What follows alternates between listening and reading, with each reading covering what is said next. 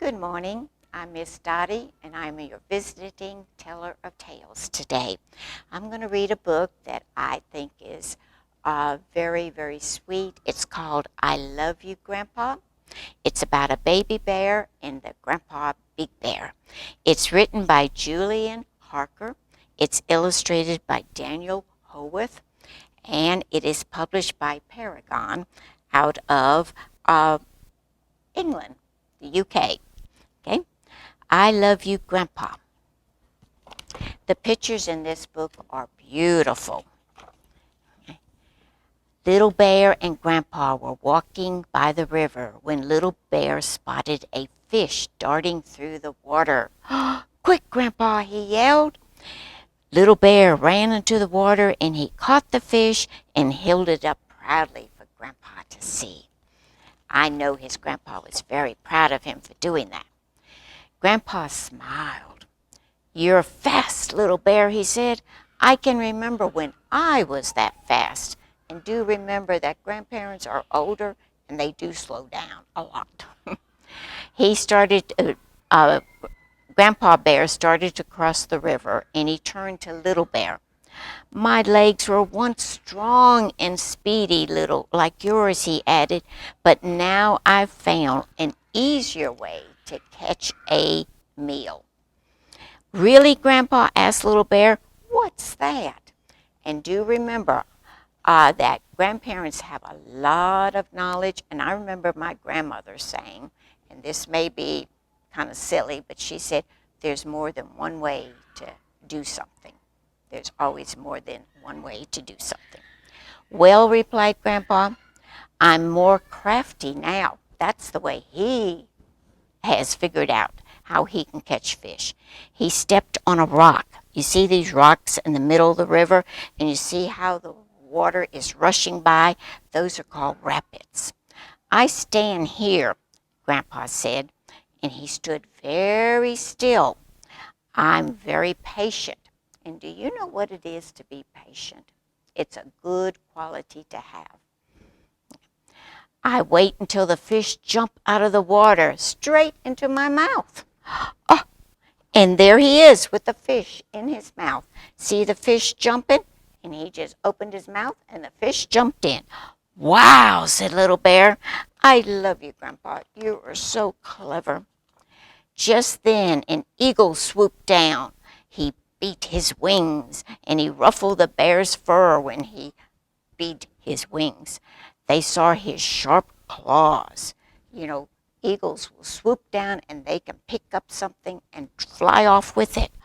Little Bear ran straight up a tree. Look at this. You see him in the leaves at the top of the tree? I can remember when I could climb as well as you, Grandpa said. My arms were strong, but now I don't need to run away. Now remember, Grandpa has become crafty. He's found another way to do things. Really, Grandpa, said Little Bear, what do you do instead of climbing a tree?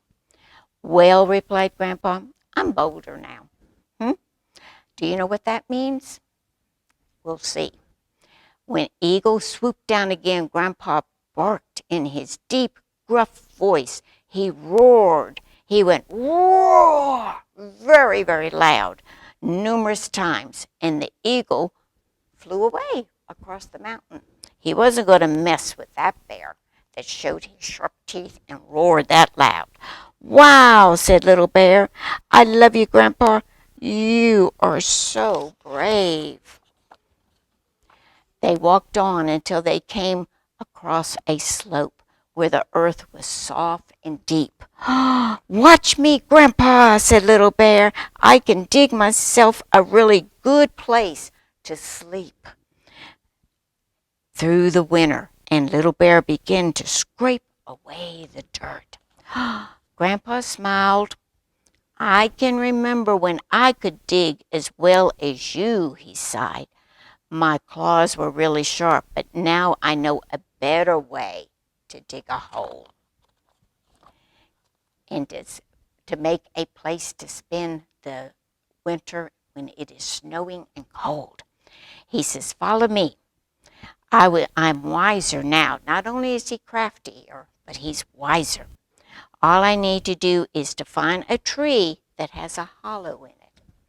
So they went through the forest and they kept looking, and pretty soon he saw that tree. Little bear, he said, and he says, this is where we can spend the winter. We will be nice and warm and comfy. In the middle of the massive trunk was a big hole. I love just the right size for both of them. I love you, Grandpa, laughed Little Bear. You know so much.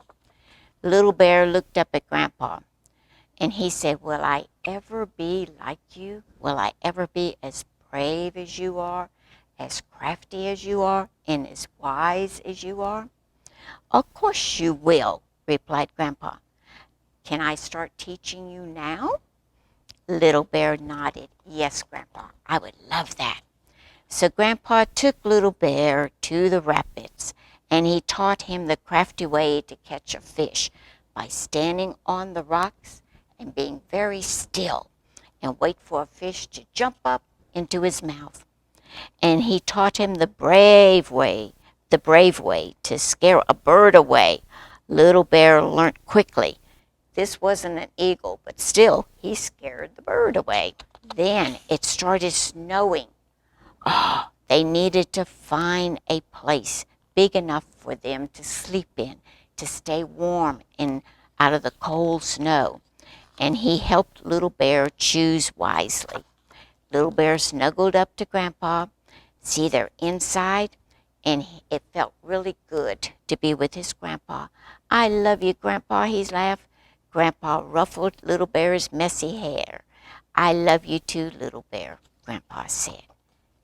The end. I hope you enjoyed this book, and I hope you learned something from it. And one day you will be wise, crafty, and brave like your grandpa.